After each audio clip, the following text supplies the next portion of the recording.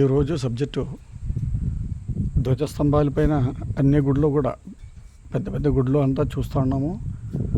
బంగారు ధ్వజస్తంభాలు కూడా కలిగి ఉన్నాయి కొన్ని గుళ్ళకి. అలాంటి గుళ్ళు కూడా శబరిమల కూడా చూసినాము, గురువాయూరు చూసినాము. అలాగే ధ్వజస్తంభాల మీద కొన్ని దేవతలను పెట్టి ఉన్నారు విగ్రహాలు. ఇది ఏమిటి స్వామి అని అడిగారు. దానికి సమాధానం,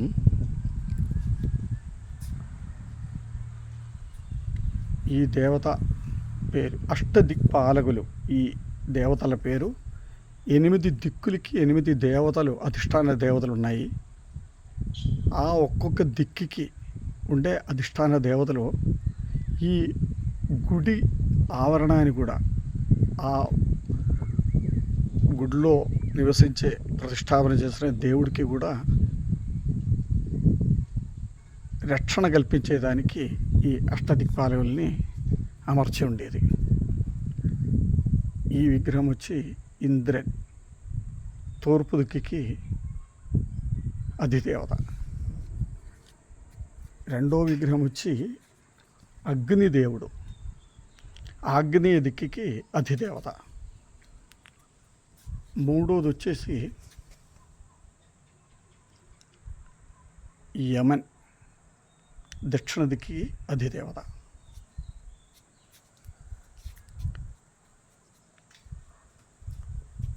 నాలుగవది వచ్చేసి నిరుతి దిక్కి అధిదేవత. 5 వచ్చి వరుణన్, పడమట దిక్కి అధిదేవత. వరుణాయ జలాధిపతయే అని చెప్తారు. ఈ దేవుడు వచ్చేసి వాయు భగవంతుడు, వాయుకోణికి అధిదేవత. అలాగే ఉత్తర దిక్కి ఇది సోమన్ అనే దేవత ఆ ఉత్తర దిక్కి. నెక్స్ట్ వచ్చి ఈశాన కోణికి ఈశానన్ అనే భగవంతుడు, దేవుడు. ఇలాగే 8 దిక్కులకి ఉండే అధిదేవతల్ని ప్రతిష్ఠించి ఉండేదే ధ్వజస్తంభం పైన ఉండేది.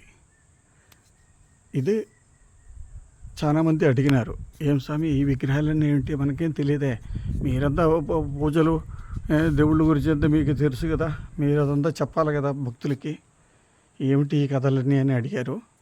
దానికి సమాధానమే ఈ వీడియో. ఓం శ్రీ స్వామియే శరణం, శరణమయ్యప్ప.